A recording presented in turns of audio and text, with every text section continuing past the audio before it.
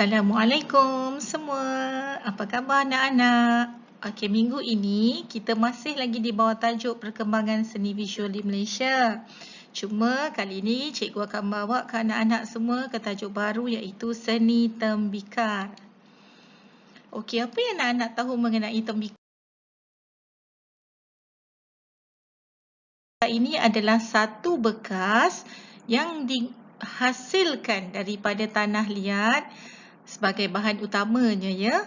Dan biasanya bekas ni digunakan sebagai bekas menyimpan makanan asas, menyimpan air, peralatan memasak dan ada juga digunakan sebagai kelengkapan ritual. Telah wujud begitu lama, beratus tahun dahulu. Buktinya bila dijumpai pasu masyarakat Iban di Gua Nia, Sarawak. Okey, selain daripada Sarawak, tempat lain yang sangat terkenal dengan penghasilan tembikar. Yang pertama, Kampung Sayong, Kuala Kangsar, Perak. Kampung Mambung, Kuala Kerai, Kelantan. Kampung Pasir Durian, Kuala Tembeling, Pahang. Kampung Alor Merah, Kedah. Kurun dan Lapuhan, Sabah. Nuan dan Kudin, Sarawak.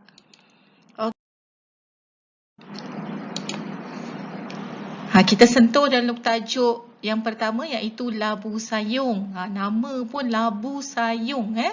Dihasilkan di Kampung Sayong, Kuala Kangsar, Perak. Kenapa dia kata labu? Diilhamkan dari bentuk buah labu. Anak-anak mesti kenal bentuk buah labu macam mana kan? Diperbuat daripada tanah liat dan biasanya berwarna hitam atau warna asli tanah dan tidak bersepuh. Maksudnya tidak berkilat.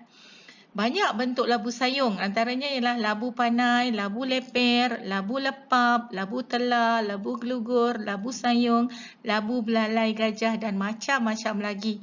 Apa fungsinya? Menyimpan air dan bekas untuk mengambil air. Jadi di bawah ni cikgu ada tunjuk 3 contoh labu, iaitu labu gelugur, labu panai dan labu sayong. Biasanya kalau simpan air dalam ni memang sejuk. Sebab tu orang dulu-dulu dia tak gunakan peti ais ya. Okey.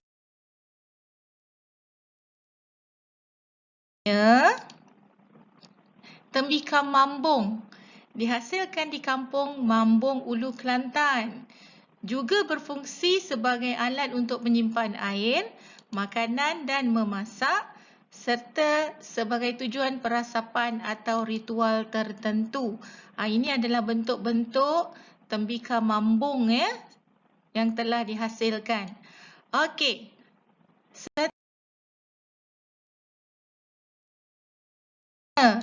Tembikar terenang dihasilkan di Kampung Pasir Durian, Kuala Tembeling, Jerantut, Pahang.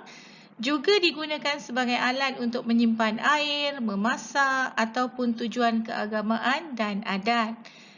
Tembikar ini turut menghasilkan belanga, perasapan dan tempayan. Ini bentuk tembikar terenang dia sangat berbeza dan sangat unik bentuknya.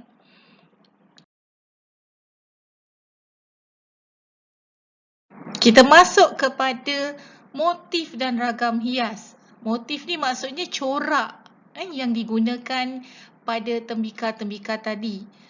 Diilhamkan daripada alam semula jadi. Maksudnya dia guna unsur-unsur bunga, unsur-unsur daun, akar menjala, awan melarat dan rupa bentuk geometrik.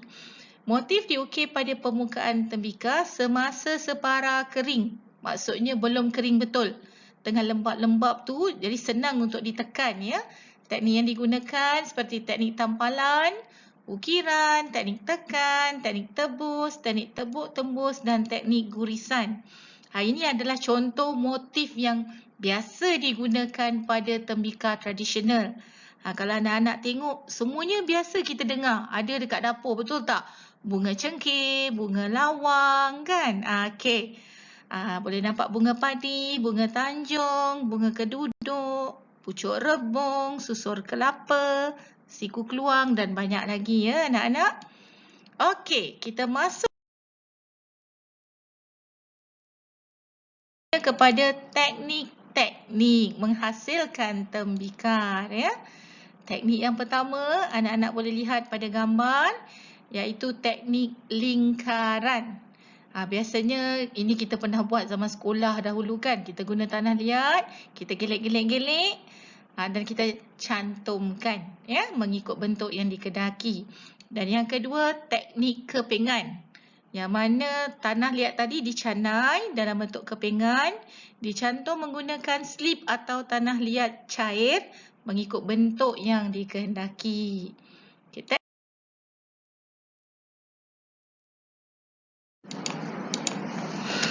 Okey, sambungan daripada teknik menghasilkan tembikar tadi, ada 3 lagi teknik ya. Okey, teknik seterusnya adalah teknik acuan, yang mana menggunakan acuan atau mol dan ia lebih komersial. Maksudnya macam sekarang ni lebih kepada perindustrian lah ya.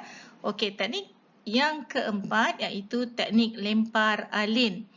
Menggunakan satu alat atau mesin pemutar manual ataupun elektronik untuk menghasilkan tembikar dan lebih memudahkan proses membentuk tanah liat.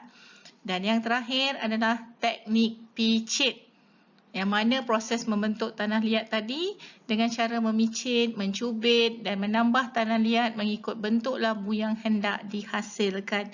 Teknik ini paling orang kata popular satu ketika dahulu untuk menghasilkan labu sayung ya anak-anak.